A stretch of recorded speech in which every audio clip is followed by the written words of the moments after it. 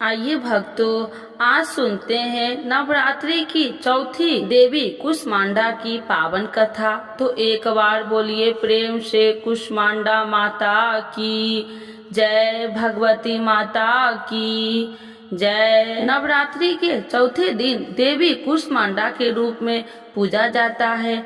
अपनी मंद हल्की हंसी के द्वारा अंड यानी ब्रह्मांड को उत्पन्न करने के कारण इस देवी को कुष्मांडा नाम से अभिहित किया गया है। जब सृष्टि नहीं थी, चारों तरफ अंधकार ही अंधकार था, तब इसी देवी ने अपने इष्ट हस्त से ब्रह्मांड की रचना की थी। इसीलिए इसे सृष्टि की आदि स्वरूपा या आदि शक्ति कहा गया है। इस देवी की 8 भुजाएं हैं, इसलिए अष्टभुजा कहलाई। इनके 7 हाथों में क्रमशः कमंडल, धनुष, बाण, कमल, पुष्प, अमृतपूर्ण कलश, चक्र तथा गदा है। 8वें हाथ में सभी सिद्धियों और निधियों को देने वाला जपमाला है। इस देवी का वाहन सिंह है और इन्हें कुम्हरे की बलि प्रिय है। संस्कृत में कुम्हरे को कुष्मांड कहते हैं, इसीलिए इस देवी को कुष्मांडा। इस देवी का वास सूर्य मंडल के भीतर लोक में है। सूर्य लोक में रहने की शक्ति क्षमता केवल इन्हीं में है, इसीलिए इनके शरीर की कांति और प्रभाव सूर्य की भांति ही दैदीप्यमान है। इनके ही तेज से 10 दिशाओं अलौकित है। ब्रह्मांड की सभी वस्तुओं को प्राणियों में इन्हीं का तेज व्याप्त है। अचंचल और पवित्र मन से नवरात्रि के चौथे दिन इस देवी की पूजा आराधना करना चाहिए। इससे भक्तों के रोग और शोक का नाश होता है तथा इसे आयु, यश, बल और आरोग्य प्राप्त होता है। ये देवी अत्यंत सेवा और भक्ति से ही प्रसन्न होकर आशीर्वाद देती है।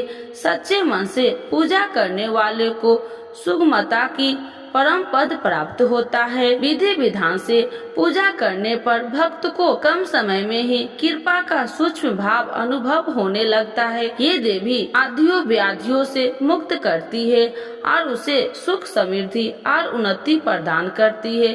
अंततः इस देवी की उपासना से भक्तों को सदैव तत्पर रहना चाहिए।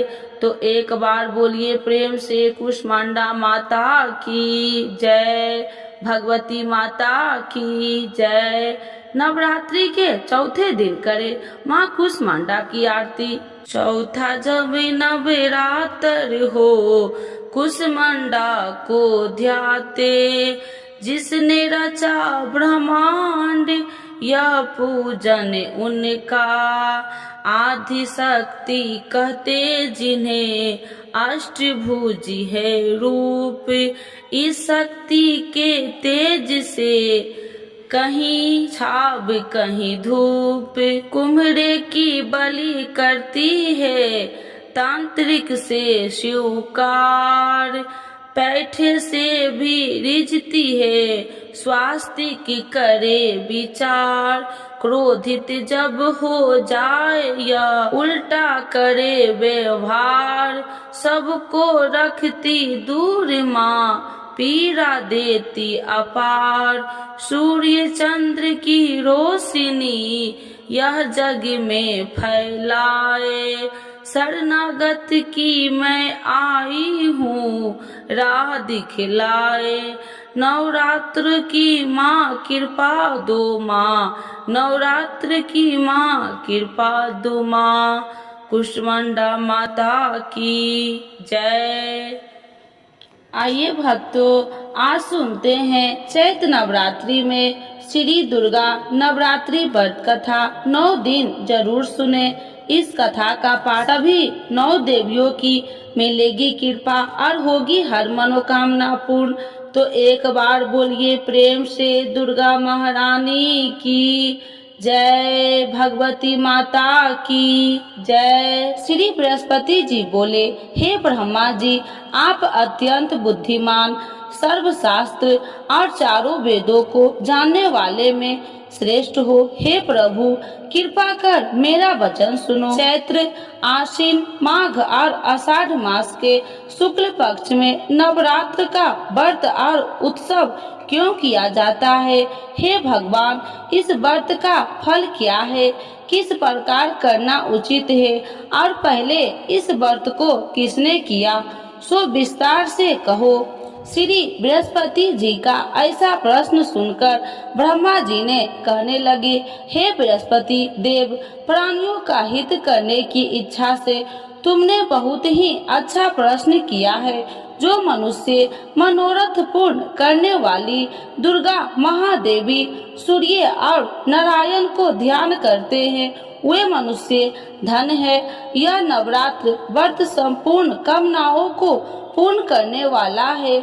इसके करने से पुत्र चाहने वाले को पुत्र, धन चाहने वाले को धन, विद्या चाहने वाले को विद्या और सुख चाहने वाले को सुख मिलता है। इस व्रत को करने से रोगी मनुष्य को रोग दूर हो जाता है और कारागार में पड़ा हुआ मनुष्य बंधन से छूट जाता है। मनुष्य की तमाम विपत्तियां दूर हो जाती है और उसके घर में संपूर्ण संपत्ति आकार उपस्थित हो जाती है। बंधिया और काक बंधिया के इस व्रत के करने से पुत्र हो जाता है। समस्त पापों को दूर करने वाले इस व्रत के करने से ऐसा कौन सा मनोरथ है जो सिद्ध नहीं हो सकता?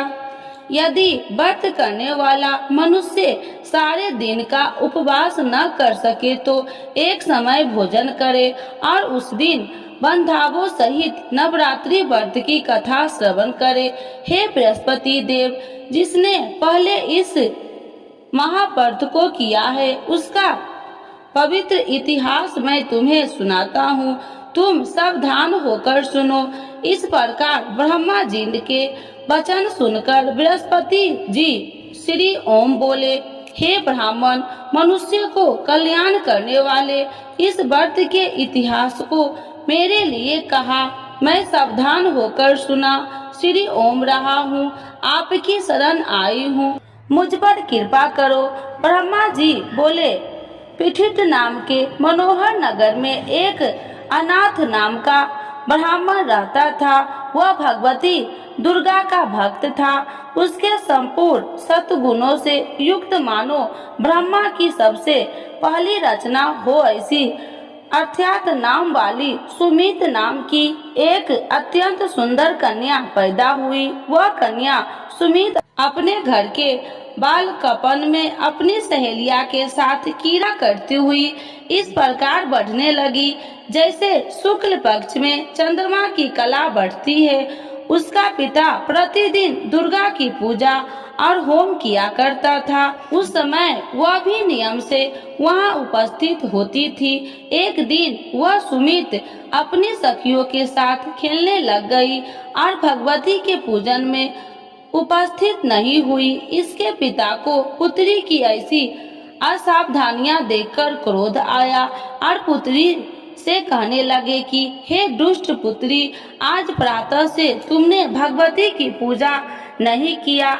इस प्रकार मैं किसी कुष्ठी और जय माता दी दरिद्र मनुष्य के साथ तेरा विवाह करूंगा।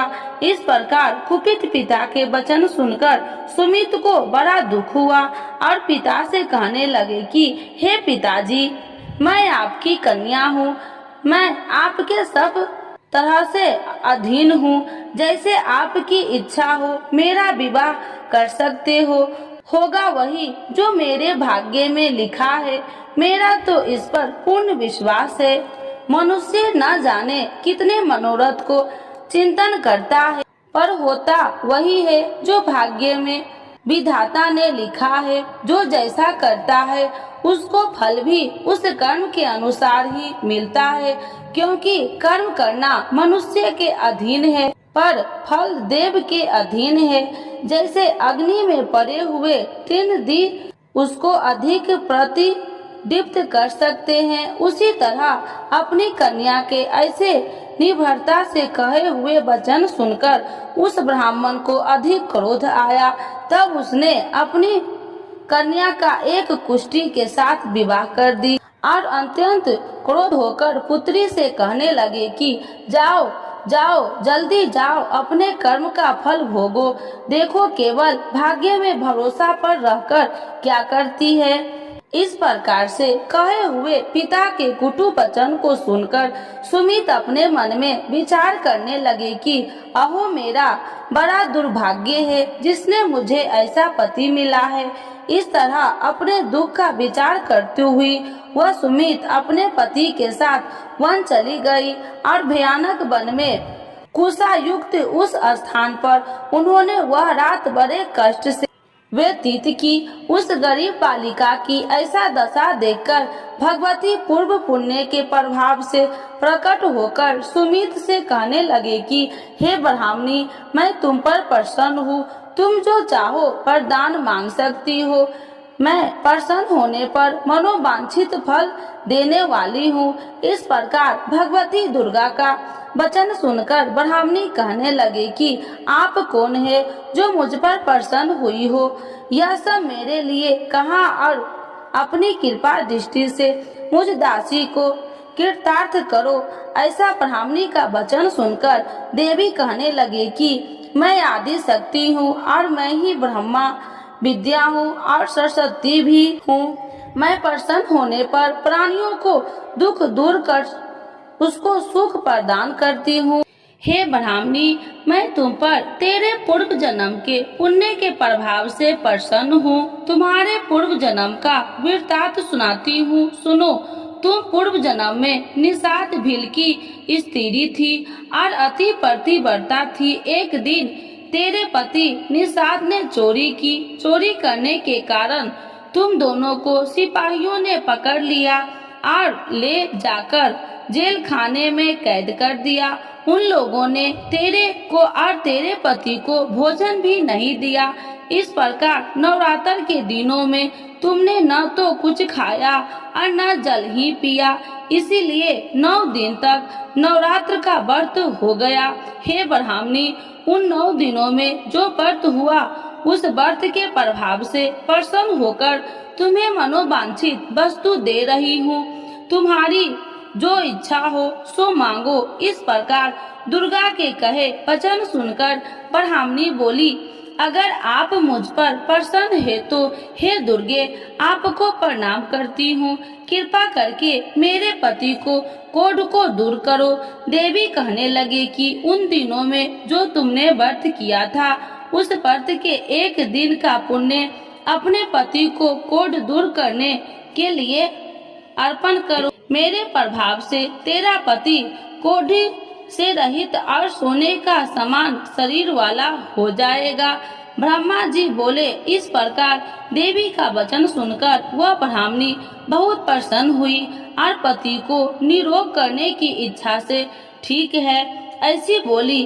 तब एक उसके पति का शरीर भगवती दुर्गा की कृपा से कुष्ठहीन होकर अति कांति युक्त हो गया, जिसकी कांति के सामने चंद्रमा की कांति भी क्षीण हो जाती है।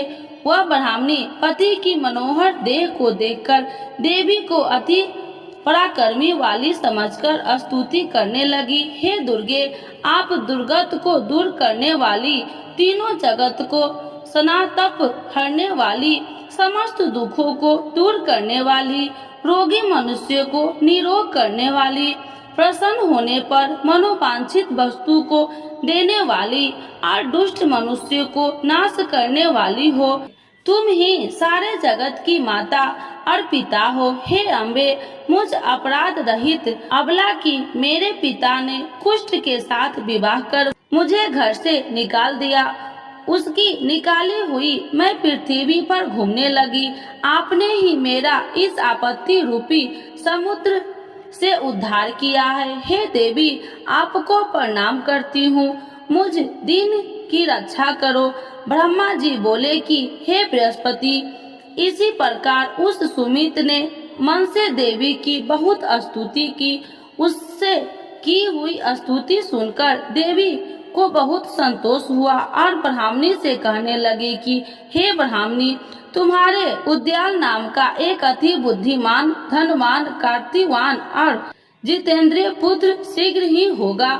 ऐसा कहकर वह देवी उस ब्राह्मणी से फिर कहने लगी कि हे ब्राह्मणी, और जो कुछ तेरी इच्छा हो वही मनोवांछित वस्तु तुम मांग सकती हो। ऐसा भगवती दुर्गा का वचन सुनकर सुमित बोली कि हे भगवती दुर्गे, अगर आप मेरे पर प्रसन्न है तो कृपा कर मुझे नवरात्रि विधि बताइए। हे दयावती, जिस विधि से नवरात्र व्रत करने से आप प्रसन्न होते हैं, उस विधि और उसके फल को मेरे लिए विस्तार से वर्णन करें। उस प्रकार ब्राह्मणी के वचन सुनकर दुर्गा कहने लगी कि हे ब्राह्मणी, मैं तुम्हारे लिए संपूर्ण पापों को दूर करने वाली नवरात्र व्रत विधि को बतलाती हूँ, जिसको सुनने से तमाम पापों से छुटकारा, मोक्ष की प्राप्ति हो जाती है। आश्विन मास के शुक्ल पक्ष की प्रतिपदा से लेकर 9 दिन तक विधि पूर्वक व्रत करे। यदि दिन भर का व्रत न कर सके तो एक समय का भोजन करे। पढ़े लिखे ब्राह्मणों से पूछकर घट स्थापना करे और वाटिका बनाकर उसको प्रतिदिन जल से सींचे। महाकाली, महालक्ष्मी और महासरस्वती की मूर्तियां बनाकर उसकी नित्य विधि सहित पूजा करे और पुरुषों से विधि पूर्वक अर्घ्य दे। बिजोड़ा के फूल से अर्घ्य देने से रूप की प्राप्ति होती है। जय फल से कीर्ति, दाख से कार्य की सिद्धि होती है। आंवले से सुख और केले के भूषण की प्राप्ति होती है। इस प्रकार फलों से अर्घ्य देकर यथा विधि हवन करे। खंड, घी, गेहूं, शहद और तिल, बिल्व, नारियल, दाख और कदम, इनसे हवन करे। गेहूं होम करने से लक्ष्मी की प्राप्ति होती है।